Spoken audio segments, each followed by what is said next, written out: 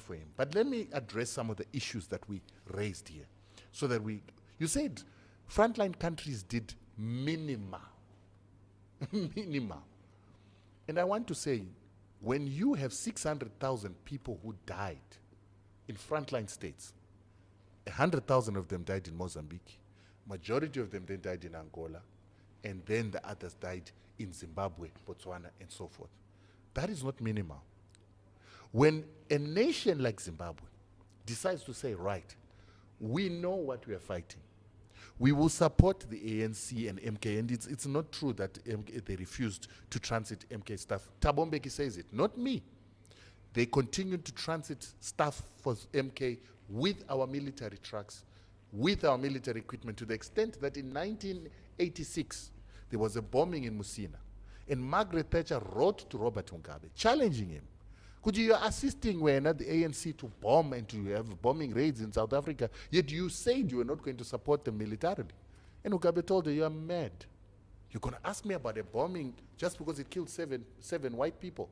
But all along, when the Boers are killing black people in South Africa, killing black people in surrounding countries, you never say anything. We support more the morality of the freedom of the black South Africans, much more than we support the issue of trying to protect white interest. What was he saying? He was saying that I might have been saying in rhetoric, might have been saying as PR that I'm not going to support ANC and MK, but we are going to do it because we want freedom. And that's why we deployed 12,000 soldiers to Mozambique to fight an MNR or Renamo that was funded and controlled by your military intelligence here.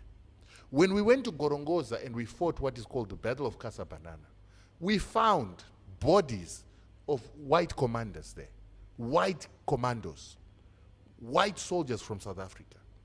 Among those forces were black South Africans who were part of the Regis. They were trainers there.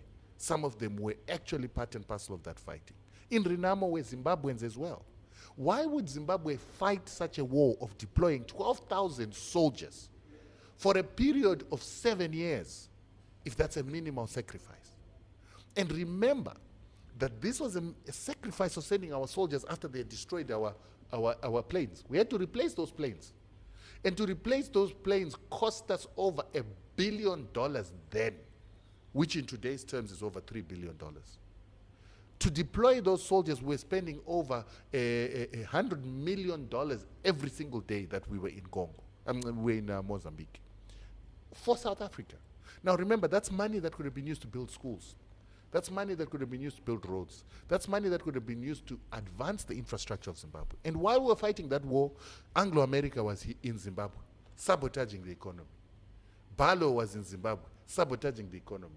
Old Mutual was in Zimbabwe, sabotaging the economy because there were economic sanctions. The sanctions in Zimbabwe doesn't start now. They started with the apartheid government. And they destroyed the economy. So we lost within that period over $4 billion at that time, which in today's money is over $11 billion. That's not a minimal sacrifice because that's money we could have used. So we did not, Mugabe did not look out for our interests. They looked out for your interests before ours, because Pan-Africanism says the freedom of South Africa is more important than for us to be free while they are still under subjugation.